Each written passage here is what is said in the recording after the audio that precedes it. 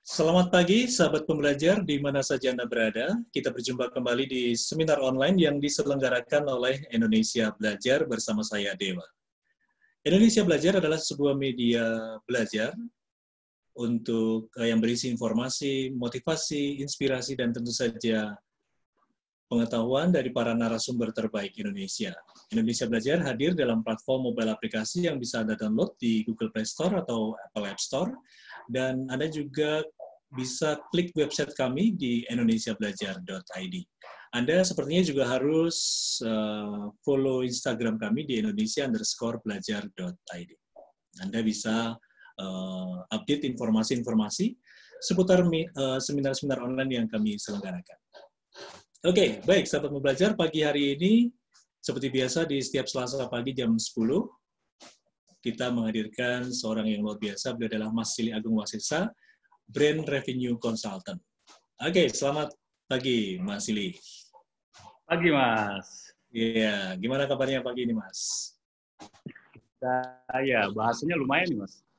Kita membahas itu ya, apa tuh, 9 keunikan diri sendiri, gitu ya. Iya, 9 hukum. Keunikan diri sendiri yang menghasilkan keuntungan ya. Menarik ini. Saya googling semalam nggak ada loh, Mas. Ini original dari Mas. Ya. Oke, jadi untuk Anda yang ingin melihat keunikan diri sendiri, bagaimana keunikan ini dirubah menjadi sebuah keberuntungan gitu ya, Mas.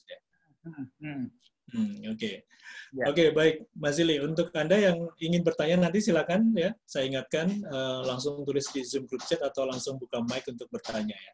Oke, baik Mas Sili. Apa saja nih 9 hukum keunikan diri sendiri yang menghasilkan keuntungan ini, Mas? Iya, jadi sih sebetulnya sih nanti ketika kita diskusi gitu ya, Mas, akan ketemu tuh, oh ternyata ini gitu ya. Basisnya itu kan seperti pada edisi yang sebelumnya, Mas. Kalau kita bicara personal branding itu kan sama kita punya tujuan tertentu lah, kita punya aim gitu ya untuk diambil, sehingga kita perlu latihan lah. Mungkin buat teman-teman yang sedang suka olahraga, yang suka sepedahan gitu kan, sekarang udah mulai ada target tuh, yang tadi cuman sepedahan aja, sekarang minimal sehari 20 kilo, 30 kilo, ada yang mulai 100 kilo gitu. Nah, untuk sampai ke sana kan ada sesuatu yang harus dicapai tuh, elemen-elemen apa yang dikuatin gitu ya, bukan hanya ganti gear, bukan hanya ganti saddle gitu, bukan hanya ganti poroknya gitu, tapi bagaimana melatih diri. Nah, kita kali ini akan mencoba melatih keunikan-keunikan yang ada di dalam kita nih, Mas. Jadi itu ada 9 keunikan yang bisa kita latih, tapi sebetulnya kita udah punya, Mas. Kita udah punya, cuman ya kadang-kadang ya karena itu menjadi kegiatan sehari-hari, menjadi nggak sadar kan, kayak misalnya bangun tidur habis, ya itu mau kegiatan udah belasan tahun, udah puluhan tahun gitu, bangun tidur tapi nggak ada sesuatu yang kita lakukan pada saat bangun tidur itu gitu. Ya udah kayak gitu aja gitu. Nah kita akan coba lihat, padahal sebetulnya dalam keseharian kita itu kita punya keunikan-keunikan yang kemudian bisa kita aktifasi untuk keuntungan diri sendiri. Itu kuncinya di sana, Mas. Nah, nanti keunikan apa gitu ada 9. Saya nggak tahu cukup enggak hari ini gitu. Kayaknya sih enggak, karena ada satu keunikan aja bisa ada 5 elemen tuh. Kalau 9 kali 5, 40. Oke, mesti ada part 2-nya. Nah, itu sih, Mas. Gimana, kita langsung ke 9-nya atau langsung gimana? Ya. Ini bangun tidur tadi itu contoh atau memang satu keunikan kita? Ya, itu memang satu keunikan, Mas. Jadi kita masuk ke keunikan pertama ya, Mas, yang namanya kesan pertama gitu. Nah, kesan pertama itu dibangunnya mulai dari kita bangun tidur, Mas. Mulai dari kita bangun tidur. Kan banyak orang yang bangun tidur kemudian melakukan kegiatan-kegiatan yang sifatnya lebih banyak fisik lah ya. Lebih banyak fisik, kemudian ada yang minum air putih, ada yang minum air jeruk, ada yang terapi urin gitu ya. Tapi semuanya berkaitan sama fisik biar kita sehat gitu. Tapi jarang yang kemudian bangun tidur itu untuk membentuk hari ini kita mau jadi apa. Itu yang hari ini kita mau jadi apa, itu yang harus dibangun tuh, Mas, karena elemen bangun tidur itu penting untuk keunikan pertama, Mas. keunikan kita yang pertama adalah yang namanya kesan pertama. Kesan pertama yang menggoda gitu ya. Kan kita harus setiap hari kan harus dilihat orang, membuat orang kemudian apa ya, terkesan dengan keberadaan kita gitu. Itu kan itu kita harus muncul dengan sesuatu yang unik. Nah, itu dibangunnya kesan pertama itu dibangunnya mulai kita dari bangun tidur, Mas. Bangun tidur hari ini kita mau jadi apa? Bangun tidur hari ini kita mau ngapain gitu ya, sehingga ada planningnya. Dan itu kan sebetulnya planning itu kan sebagian dari doa gitu ya. Saya sih berharap yang di sini sih pasti ini ya, nggak ada ateis gitu ya. Saya agak bingung soalnya kalau ketemu teman-teman ateis tuh doanya gimana ya, waduh. Iya, iya. Nah, tapi itu Mas, jadi elemen yang pertama itu yang kita sebut sebagai kesan pertama yang menggoda. Selanjutnya terserah Anda gitu, Mas. Nah, kesan pertama itu kita ucapkan, yang pertama adalah pagi hari, Mas. Pada pagi hari bangun tidur, oke, saya hari ini mau ngapain gitu. Kalau beberapa romo, beberapa ustadz gitu ya, beberapa pastor gitu atau pendeta, mereka bilang hari ini saya mau berbuat baik apa nih, kan gitu tuh.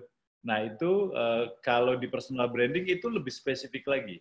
Ibu itu lebih spesifik lagi bahwa oh hari ini akan ada 5 meeting, saya pengen memberikan solusi di masing-masing meeting itu gitu. Jadi hidupnya memang kemudian kita udah tahu nih arahnya kemana. Nah itu elemen pertama Mas tentang kesan pertama gitu ya. Ada 9 elemen gitu. Ada 9 elemen.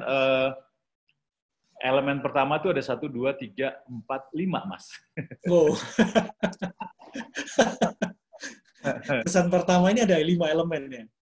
Kesan pertama itu kan, jadi kan artinya bagaimana membuat kesan yang pertama gitu. Tadi udah ya Mas, mulai dari bangun tidur. Ya, bangun tidur. Itu adalah persiapan berikutnya gitu. Yang kemudian, yang berikutnya sih, yang kedua adalah nanti bagaimana membangun kesannya, membangun kesan pertama dari yang ada di apa nih? Yang ada di kepala kita, gitu. Itu elemen pertama yang paling gampang. Kita berkali-kali bilang lah bahwa di episode sebelumnya silahkan dilihat juga gitu, kecantikan mah nggak ngaruh gitu, kegantengan nggak ngaruh gitu ya, itu ngaruhnya paling 3 menit pertama gitu. Buat orang-orang yang cantik ya paling 3 menit pertama kita terpana gitu, begitu dia ngomong loh kok gini gitu kan. Jadi ya harus kita fokus pada yang ada di muka ini gitu, muka ini kemudian bisa dilihat yang kemarin kita latihan bagaimana kita melihat orang lain gitu ya, bagaimana kita memandang. Jadi elemen pertama adalah elemen mata nih Mas. Dari kesan pertama, elemen mata itu bukan berarti kemudian kita kedip-kedip gitu, kemudian kita ngelirik gitu ya. Yeah. Elemen mata itu kita lakukan untuk memandang secara tergantung kita secara sejuk, secara tegas atau secara minta dikasihani gitu, itu banyak modelnya lah, tapi mata itu kemudian kita harus melatih bagaimana kita ngelihat orang secara enak, secara nyaman gitu. Orang nggak ngerasa kalau kita marah gitu, kita kelihatan marah. Itu pertama. Jadi elemen mata yang bisa dilatih, latihannya gimana ngelihat obrolan-obrolan kita yang sebelumnya gitu ya. Terus kemudian yang kedua adalah bagaimana kemudian telinga Mas. Telinga itu kita mendengar. Jadi biasakan untuk sampai ke satu tempat itu biasakan untuk 3 detik sebelumnya gitu, telinga dan mata itu ngedenger kira-kira lagi ada obrolan apa sih gitu ya, kira-kira situasinya kayak apa gitu. Itu yang dimunculkan. Kemudian bagaimana kemudian melatih suaranya, suara yang ada. Lagi-lagi kita balik ke yang latihan sebelumnya, bagaimana kita melatih suara. Saya nggak tahu udah banyak yang japri Mas Dewo apa belum gitu. Iya. The power of voice gitu, itu habis itu kemudian suara, habis itu tangan gitu, bagaimana kemudian tangan kita bergerak, tangan kita melakukan salaman, tangan kita nyapa gitu ya, tangan kita taruh di dada gitu. Itu adalah elemen-elemen kesan pertama. Yang terakhir adalah hidung. Bagaimana kemudian memanfaatkan hidung untuk melakukan kira-kira ada bau apa ya gitu. Kalau dekat orang kita cek bau wanginya kayak apa gitu. Nah, jadi kesan pertama itu dibangun dari muka yang ini, Mas.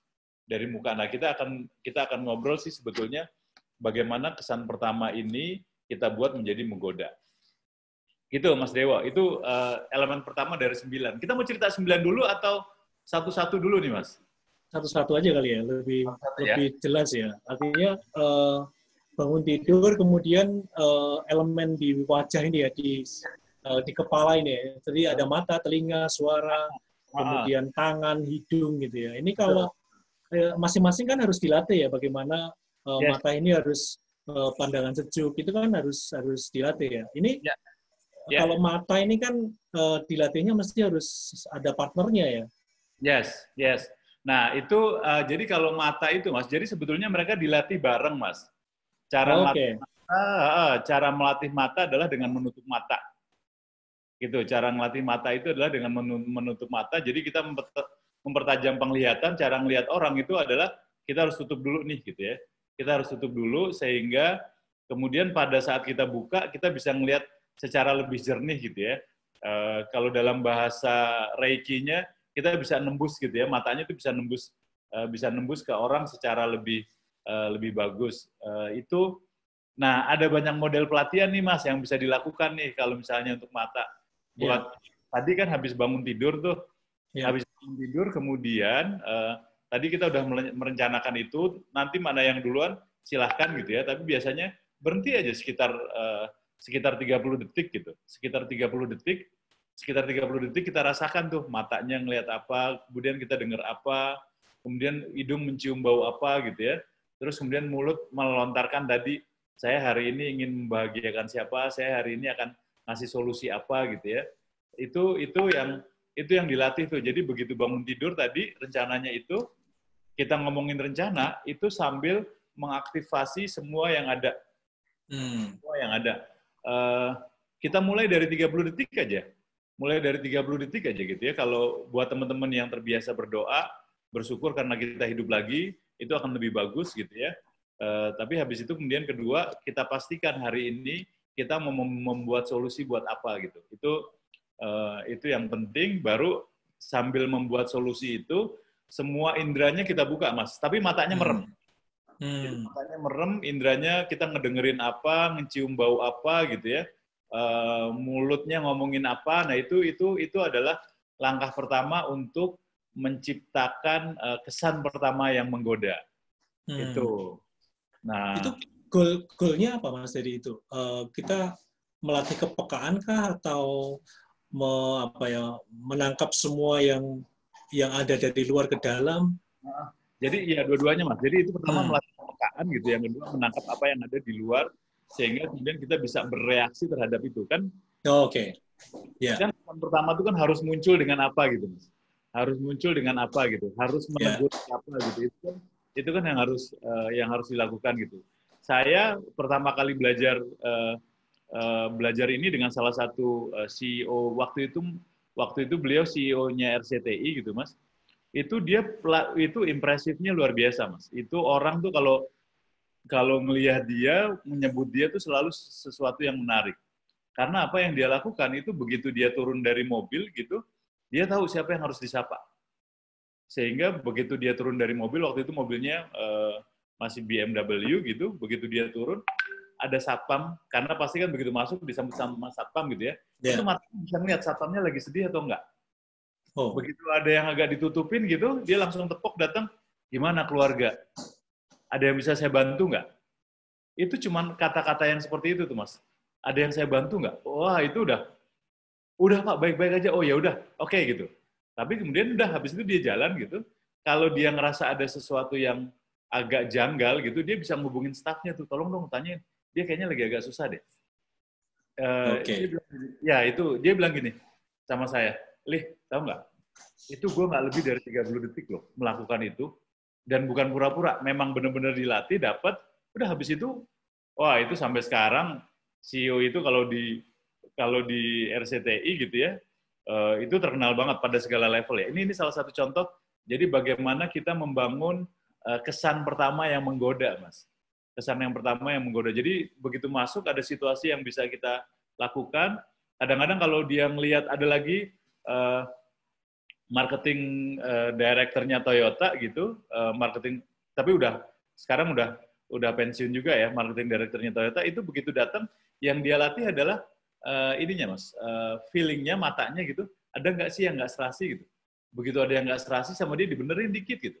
Itu nanti menjadi kebiasaan-kebiasaan, nanti ada di elemen berikutnya. Jadi begitu dia datang itu tadi kesan pertamanya itu benar-benar menggoda gitu ya, tidak hanya menggoda yang beda jenis kelamin Mas, tapi menggoda secara alam tuh dia lakukan itu. Itu Ya, Mas. ya. Jadi goalnya adalah kita melatih, kemudian kalau terlatih dia akan keluar sendiri ya. Bagaimana Ya. menyapa seseorang dan menimbulkan kesan gitu ya. Jadi gitu, jadi begitu Ya, dia kita terlatih, kita dapat udah selanjutnya mah udah udah refleks ya. ngalir aja akan ngalir gitu. Udah jadi refleks gitu ya. Udah refleks, Udah refleks. Oh, luar biasa ini. Kira-kira kalau latihan saben hari ini berapa lama ya, Mas? 30 detik, Mas.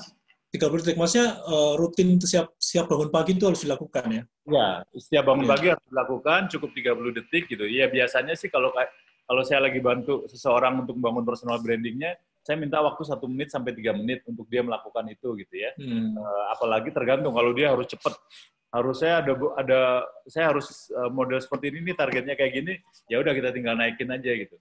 Tinggal naikin. Kalau misalnya dia harus lebih cepat lagi, ya kemudian kita pakai model semacam ada pelatihan kayak yoga gitu, coba meresap udaranya seperti apa gitu.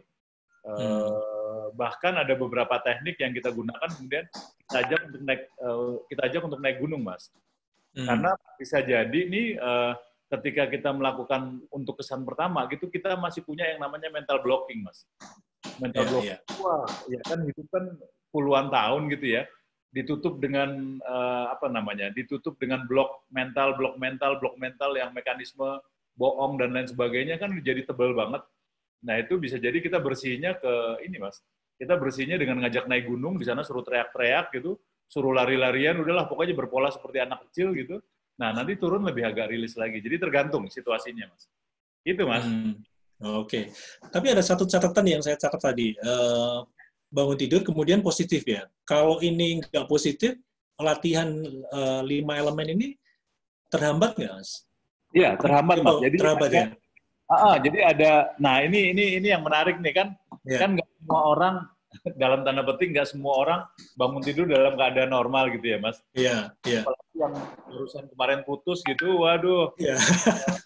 Ditinggal lagi sayang-sayangnya, wah itu. Itu udah susah itu. Itu akan jadi itu tuh Mas. Nah ini yang menarik Mas sebetulnya. Jadi memang kita harus menyelesaikan dulu apa-apa yang ada gitu. Kalau misalnya ternyata mental block kita cukup banyak gitu, tapi kita nggak mau bikin pelatihan khusus, ya kita mulai dari sebelum tidur Mas.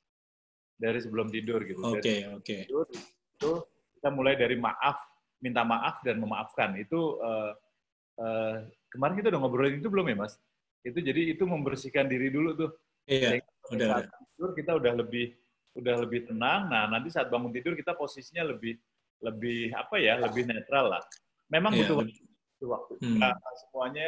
Nggak semuanya bisa bangun tidur dengan nyaman gitu ya. Gitu. Oke. Oke, Mas. Itu kesan pertama ya, yang keunikan yang pertama ya, kesan pertama itu ya. Ya. Nah, itu kan kesan pertama tuh Mas. Itu yang sebetulnya minggu kemarin kita sebut sebagai inner beauty gitu ya. Ini kan latihan praktisnya untuk membangun kesan pertama. Yang kedua adalah kemudian kesan yang dimunculkan oleh grooming Mas, oleh appearance, oleh penampilan kita. Nah, ini dua hal yang saling melengkapi lah gitu ya. Bukan berarti kita harus pakai baju bagus ya, tapi yang kita sebut sebagai saya sih sering nyebut grooming, tapi teman-teman penggemar pet itu agak protes, Mas. Iya. Grooming itu kan buat anjing gua itu kalau ke salon. Ya udahlah. Saya sebutnya sebagai kesan pakaian lah. Pakaian apa yang mau kita pakai gitu sehingga sesuai dengan kondisi gitu. Ini nanti buat yang mau lebih tahu dalam tentang kesan pakaian, mungkin bisa baca buku saya yang itu Mas. Yang ini Mas, yang personal branding code itu. Personal branding, oke. Ya, personal branding code ini di sini ada dalam detail tentang bagaimana sebetulnya kesan pakaian, warna yang diambil gitu. Terus nanti kelihatan bentuk kepalanya pakai apa gitu. Cuman memang saran saya sih jangan terlalu punya banyak pakaian gitu ya. Kasihan orang yang lihat tuh bingung. Orang yang terlalu banyak ini kan gitu kebiasaan, terutama cewek ya. Kalau cewek itu kan pada pakaian. Kalau cowok tuh pada aksesoris, Mas. Cowok tuh pada sepeda, pada sepatu, nah, pada bolpen gitu. Tapi kalau cewek itu apa yang dia pakai gitu. Nah, saran saya sih jangan terlalu fokus pada apa yang belum kita punya. Karena nanti orang bingung, wah gila lu punya ini lagi, punya itu lagi gitu. Secara sepintas sih ketika orang ketemu kesannya muji gitu ya. Wah gila pakaiannya baru lagi gitu. Tapi sebetulnya dalam hati, lu gila lu ya, kan gue jadi pusing menentukan lu tuh kayak apa gitu. Jadi dia juga otaknya tuh nggak bisa mencerna kita dimasukkan dalam kategori apa gitu. Nah ini yang harus kita lakukan. Jadi apakah kita mau sederhana, apakah kita mau seksi, apakah kita mau lihat sehat gitu ya, apakah kita mau terlihat rapi, itu tolong kita pastikan kita mau pakai model pakaian yang seperti apa. Itu akan membantu kita untuk menentukan pilihan pakaian yang kita pakai.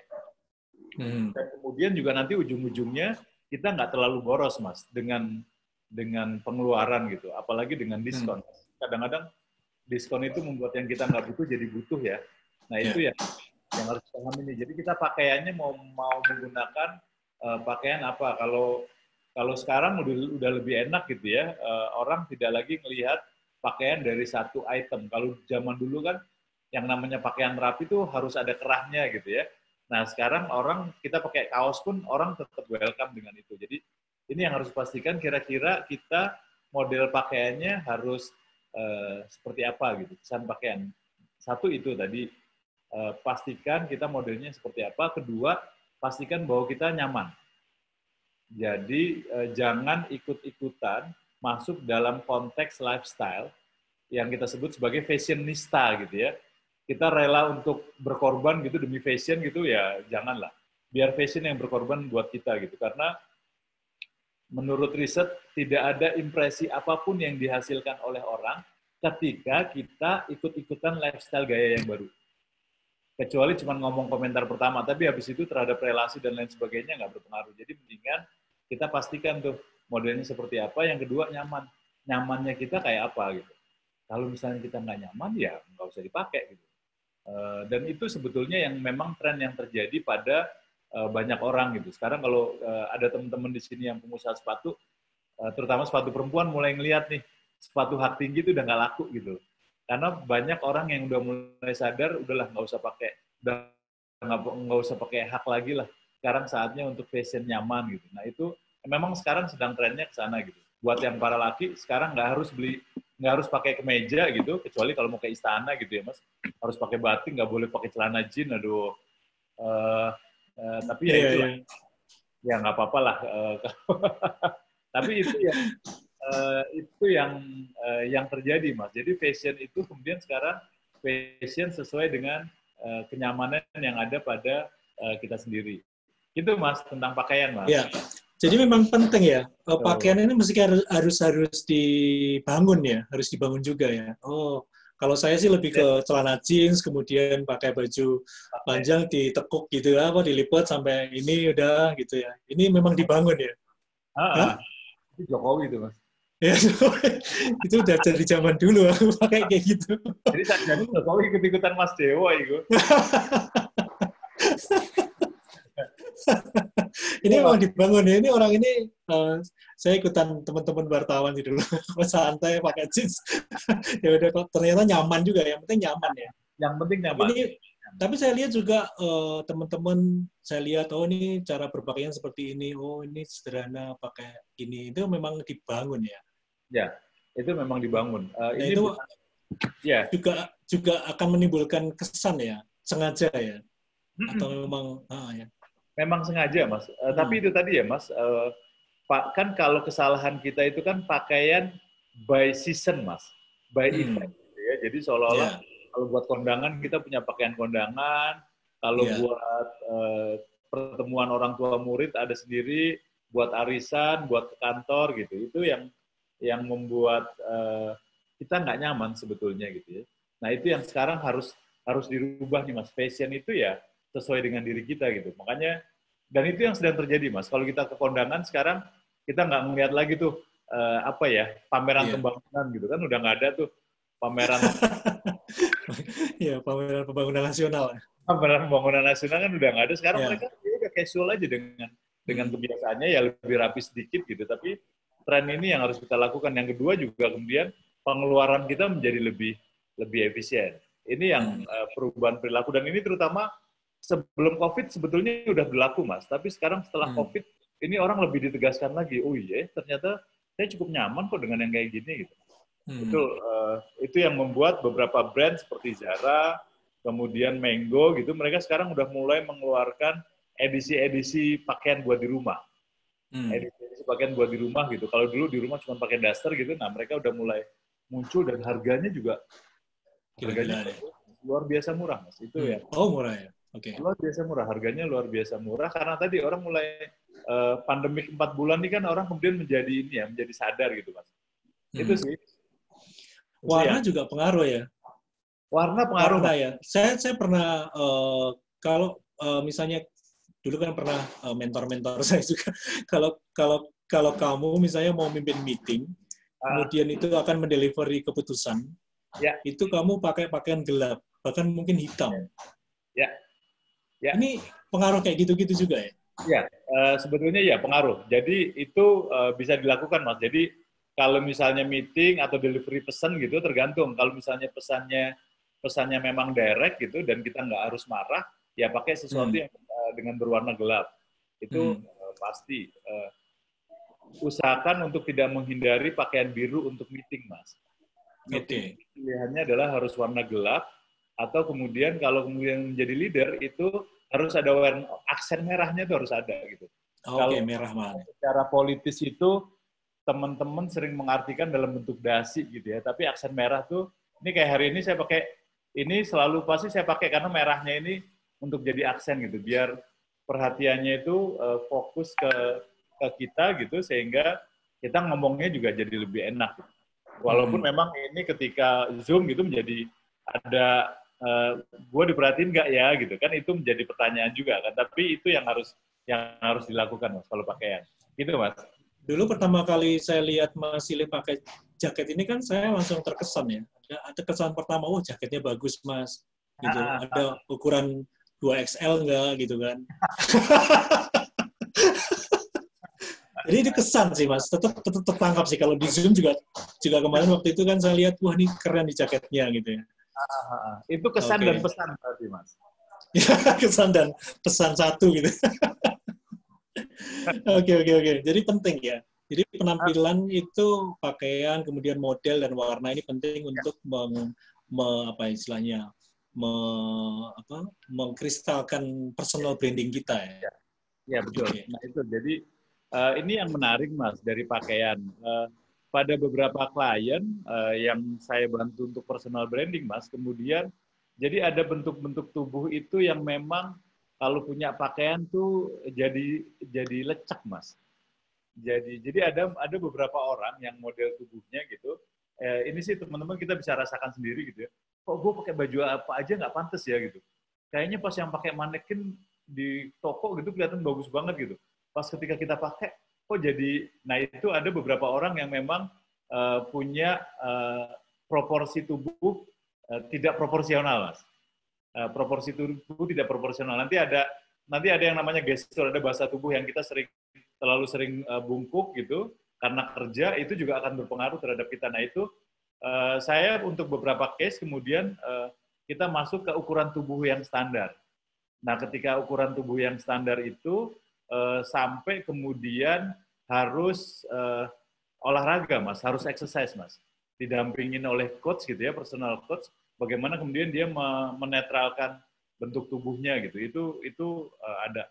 Kayak sekarang nih menjelang 2024 gitu, itu sekarang ada beberapa capres yang sudah latihan rutin untuk tubuhnya biar perfect gitu Mas. Jadi ada beberapa capres yang memang agak gemuk gitu ya, sehingga pakai baju apa aja jadi pelitat-pelitut gitu.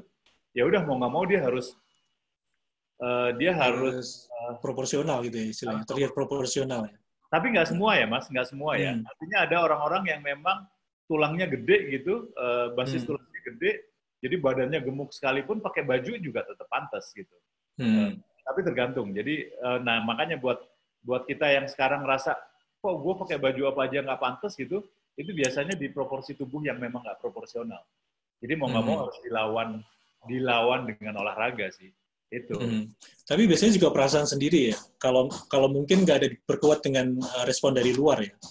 Oh, kamu pakai pakaian itu jelek tuh, nggak pantas tuh. Nah itu kalau ada lebih dari 10 mungkin harus confirm buat ganti ya. Atau exercise tadi ya. Iya, harus atau exercise. Nah itu yang banyak kok komentar teman-teman tuh pasti, apalagi para perempuan gitu ya. Kalau cowok kan agak cuek, tapi kelihatan kok lu kok kayaknya agak kayak gini ya. Nah itu sering tuh. Jadi nggak usah frustasi, nggak usah bunuh diri gitu. Kita nggak usah ganti baju juga gitu. Jangan-jangan bukan bajunya yang salah. Jangan-jangan yang salah adalah proporsi tubuh kita nih, sehingga nggak muncul. Nanti kalau pada cowok itu tergantung usia tuh Mas. Jadi kalau cewek itu kan ganti baju berdasarkan season Mas. Kalau cowok itu ganti model berdasarkan usia Mas. Jadi kalau kita lihat, kalau kita lihat tuh secara hukum perkembangan psikologi gitu ya, cowok itu semakin tua usianya, biasanya bajunya semakin muda Mas. Jadi yang rambutnya kalau cowok-cowok muda gitu, rambutnya nggak 20-an tuh rambutnya dicuekin gitu, berantakan juga nggak apa-apa gitu. Tapi mulai masuk ke 40, mereka mulai memperhatikan rambut gitu. Yang 40 tuh rambutnya biasanya agak dijegrak-jegrakin dikit gitu, agak dibuat sesuatu gitu. Ini agak berbeda. Nanti kalau cowok adalah bagaimana penampilan di rambutnya itu menjadi perlu. Itu Mas. Oke, luar biasa. Ini mesti harus kita perhatikan ya, bagaimana penampilan kita, baju kita itu harus bagaimana ya.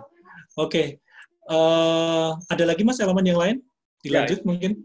Ya, paling itu elemen tadi elemen yang kedua ya, nanti proporsi tubuh, baru nanti kita masuk ke elemen yang ketiga, yang kita sebut sebagai bahasa tubuh, gestur. Ada yang nyebut body language, tapi bahasa aslinya sebetulnya gestur. Gestur tuh bentuk tubuh kita kayak apa gitu ya. Pada saat kita ngobrol, kepalanya nengok apa enggak, miring apa enggak, itu adalah namanya gestur.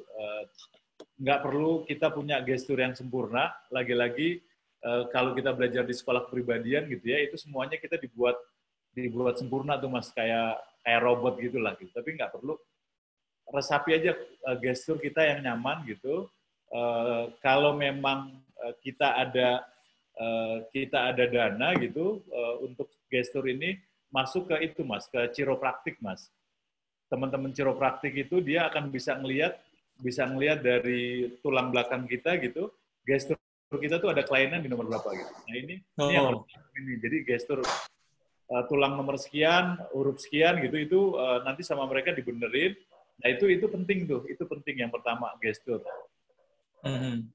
Karena kalau gestur kita benar, ini gestur benar ya Mas, bukan gestur sempurna yang ada di sekolah kepribadian ya. Kalau sekolah kepribadian kan sempurna tuh harus gini tuh, tapi dia nggak ngelihat basisnya. Padahal kita cek aja dulu tulang belakang kita ada kayak apa gitu. Nah kalau kita udah cek chiropraktik, nah udah kita benerin di situ dulu tuh. Di situ itu akan berpengaruh terhadap nafas kita, terhadap oksigen kita gitu ya. Itu akan masuk. Nah baru nanti dari situ kita biasanya tanya ke teman-teman, atau kalau mau gampang kita lihat pada saat kita diambil foto secara candid, itu akan kelihatan tuh, kok Gus Dur itu selalu gini ya, kepalanya tuh sering miring ke kiri, ininya ini, itu dilihat aja. Dilihat nanti, bukan berarti harus kemudian kepalanya miring, harus ditegakin gitu ya. Dilihat yang nyaman, dilihat yang bagus gitu. Nah baru nanti dipilih gitu, dipilih. Sehingga nanti pentingnya buat apa? Kalau kita foto Mas. Karena kalau kita foto gayanya iku-iku, bagusnya pas gini gitu ya. Iya. Kalau kita mengenali gestur kita bisa tahu foto dalam bentuk yang model-model seperti apa. Itu gestur menjadi penting Mas. Itu sih Mas. Ya, makanya banyak dilihat di Facebook gitu ya, kalau teman-teman upload foto itu kadang-kadang, ini orang kok miring terus ke kiri gitu ya. Karena dia nyaman dengan posisi itu posisi terbaik gitu ya. Posisi terbaik ya. Posisi terbaik ya. Itu posisi terbaik ya, tapi Untuk memberikan kesan ya pada audiens gitu ya.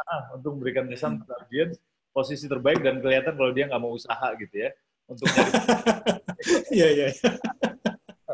Jadi kalau kita, nah ya tadi lagi-lagi kan kalau personal branding itu kan ya kita harus effort gitu ya, harus ada usaha. Makanya gestur ini harus diperhatikan antara gestur yang kita sadarin dan gestur yang tidak kita sadarin gitu.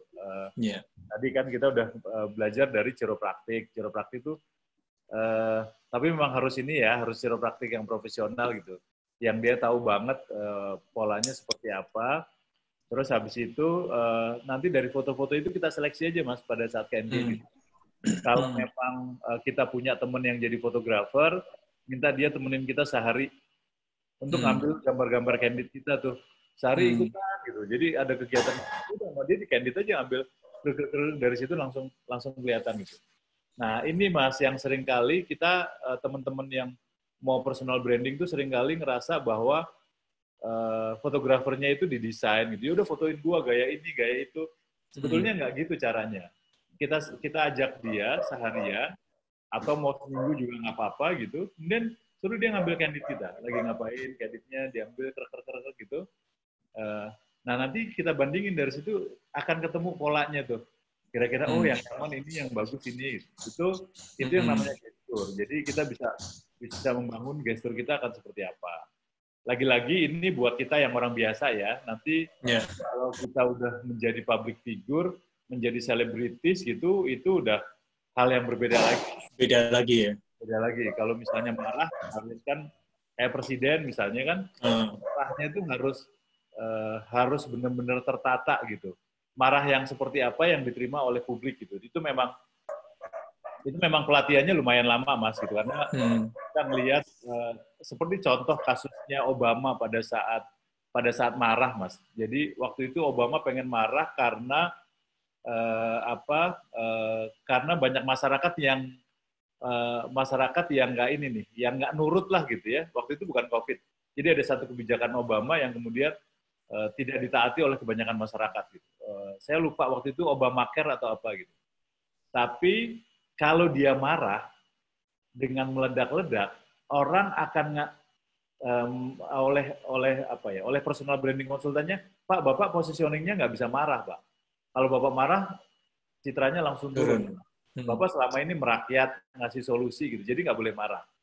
Ya tapi gue pengen marah, gimana dong? Ya udah akhirnya mereka bikin program teatrikal gitu, yang namanya istilahnya itu, jadi dia marah, kemudian mereka si Obama tuh sewa satu stand up comedy untuk mentranslate kemarahannya Obama. Jadi Obama ngomong apa gitu, si stand up comedy bilang dengan gaya yang wah segala sumpah serapah tuh muncul gitu. Orang tuh jadi oh maksudnya ini, tapi itu dalam kegiatan teatrikal yang orang nggak ngeliat. Padahal sebetulnya itu Obama pengen marah beneran gitu. Nah itu salah satu contoh kalau kita udah pada level public figure, ya mau nggak mau marahnya memang harus teratur, harus terukur gitu. Makanya nanti ada lima pendamping tuh Mas biasanya kalau untuk presiden, untuk menteri gitu, ada 5 tim ahli yang memang dia paham banget gerak gestur yang dibutuhkan oleh masyarakat. Itu Mas. Oke, luar biasa. Ini Mas Ili pengalaman banget tuh ya di pemerintahan. Oke, ini nggak kerasa ngobrol-ngobrol udah sampai hampir 45 menit ya, tapi saya belum buka kesempatan untuk sahabat pembelajar yang join pagi ini. Silakan kalau ada yang mau tanya, silakan langsung chat atau buka mic, atau mungkin bisa sharing ya, langsung saja ya. Oke, sambil nunggu Mas. Ini tadi berarti gestur itu kalau kita orang biasa di foto kan Mas. Jadi foto-foto ini bukan untuk diposting atau dicetak kan, tapi bagaimana gestur kita terlihat kan dari foto-foto itu. Kemudian kita pilih yang bagus. Nah, dari situ gerakan-gerakan tubuh kita itu mengacu pada yang paling ideal menurut kita gitu ya. Oke. Jadi gitu Mas. Ya kan kita punya, nggak usah pakai fotografer. Ya kalau memang kita mau profesional pakai fotografer spesialis potret istilahnya Mas. Potret itu memang dia spesialisnya motret orang gitu ya. Kalau mau pakai itu nggak apa-apa, tapi pakai fotografer biasa atau teman-teman kita sendiri juga bisa gitu. Udah kita suruh temenin aja, kita ngapain, lu ambil potretnya gitu pada segala sisi gitu. Nanti baru kita evaluasi bareng-bareng nih, gestur yang muncul kayak apa, yang muncul kayak apa. Gitu, Mas. Dan ketika sudah memilih gestur tertentu atau memang bangun gestur tertentu, dalam posisi marah, dalam posisi tidak marah, kemudian dalam posisi apapun, itu nyaman aja ya. Orang lihat juga bagus gitu ya, kita juga melakukannya dengan nyaman gitu. Itu tujuannya ya Mas ya? Itu tujuannya. Jadi nanti dari situ sih boleh ada koreksi-koreksi dikit gitu ya. Ada koreksi-koreksi dikit, misalnya tangan kirinya nggak bagus. Kalau ngomong tuh tangannya terlalu banyak bergerak gitu, itu juga bisa untuk koreksi-koreksi gitu. Tapi intinya tadi bagaimana kemudian kita koreksi, kemudian kita nyaman, jadi model kita sehari-hari gitu. Itu gestur. Nanti kalau misalnya memang agak susah, kemudian kita kombinasikan dengan antara gestur dan pakaian tadi, Mas. Misalnya kita ngomongnya matanya kepalanya terlalu banyak bergerak gitu. Ya udah kita pakein topi, kita pakein peci gitu. Sesuatu yang membuat kita mau nggak mau jadi nggak banyak bergerak. Itu trik-trik menggunakan itu juga banyak, Mas. Nanti ada teknik kacamata juga. Teknik kacamata itu buat kita yang mukanya terlalu lebar gitu ya. Terlalu lebar tuh artinya proporsi rambut dan porsi ini agak ini ya kita tutup dengan pakai kacamata gitu ya. Kalau semakin gede proporsinya kita nggak pakai kacamata, Mas. Namanya kacamuka, Mas. Karena kacamata nutupin ya. Yang lagi tren juga tuh kayaknya.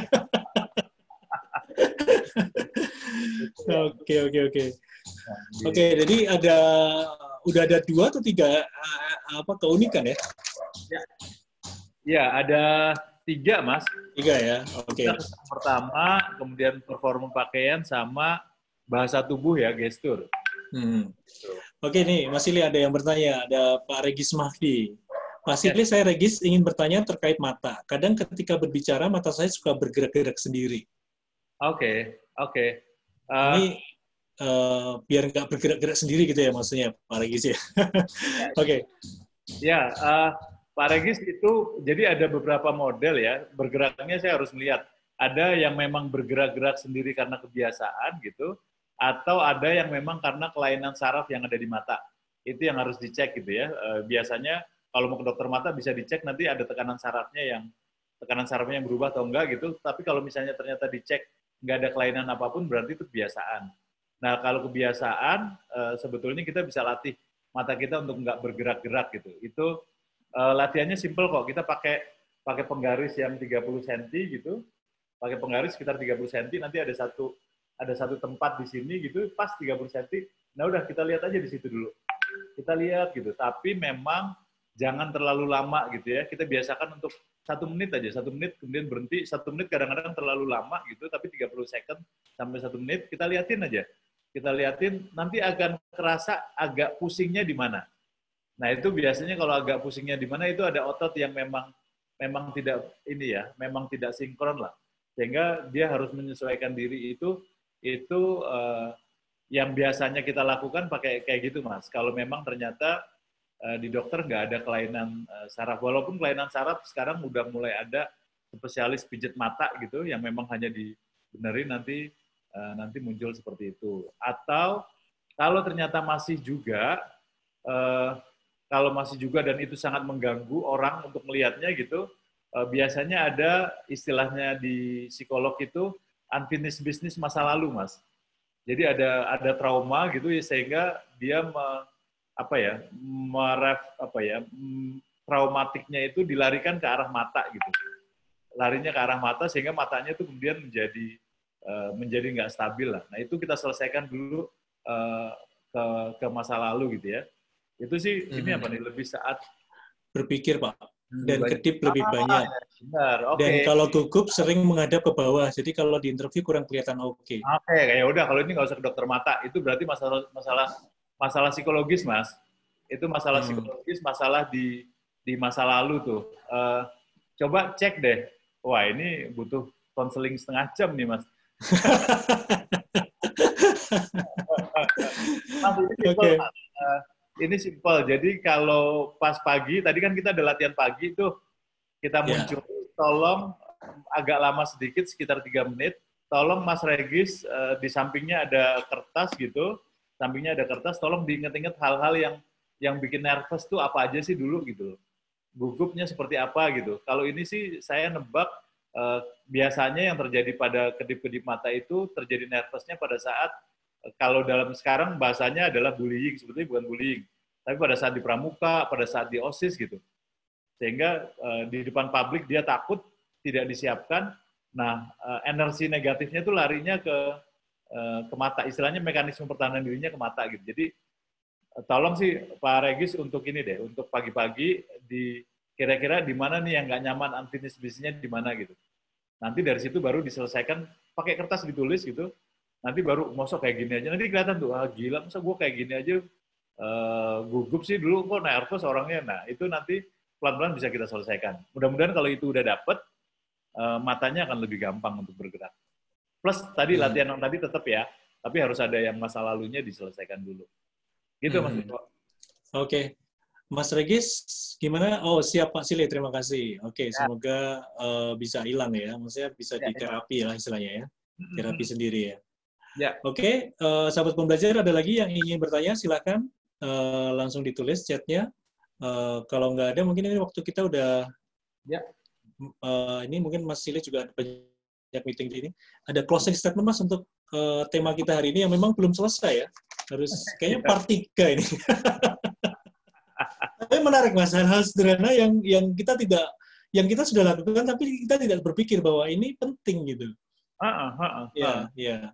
Iya, menarik, dan memang kan sebetulnya bisa kita latih Mas, walaupun kita latihannya nggak butuh banyak ini ya, nggak butuh banyak waktu lah gitu. Sehari paling 3 menit itu juga udah terlalu lama. Jadi sih sebetulnya kenapa kita bilang 9 hukum pribadi yang bisa kita manfaatkan untuk keuntungan kita, ya itu tadi Mas. Bagaimana kita sekarang mulai melihat kebiasaan-kebiasaan yang ada di kita gitu, dan memilih kebiasaan yang baik untuk menghilangkan kebiasaan-kebiasaan yang buruk. Dalam konteks personal branding ya Mas. Jadi mungkin sesi pertama ini buat teman-teman kita mulai yang namanya personal branding itu kita mulai dari bangun tidur. Mulai bangun tidur, kita berdoa, kemudian kita pastikan hari ini mau ngapain. Ketiga tadi kita lakukan beberapa latihan-latihan kecil untuk kira-kira mencoba peka dengan lingkungan sekitarnya. Kita melatih mata, kita melatih telinga, melatih hidung, sama melatih mulut pada saat ngobrol gitu ya. Itu sih Mas, basisnya. Ya. Oke, terima kasih banyak Mas Ili atas pencerahannya ya. Dari sebagian kecil dari 9 hukum keunikan yang kita miliki ya, untuk kita bisa memperoleh keuntungan. Kita akan teruskan minggu depan dengan waktu yang sama. Sekali lagi terima kasih Mas Ile, terima kasih untuk sahabat pembelajar yang sudah join, yang untuk Mas Regis juga terima kasih ya, semoga bisa bermanfaat untuk kita semua. Baik, terima kasih Mas Ile, salam sukses luar biasa, stay healthy, ketemu lagi minggu depan. Terima kasih Mas Ile. Terima kasih. Ya.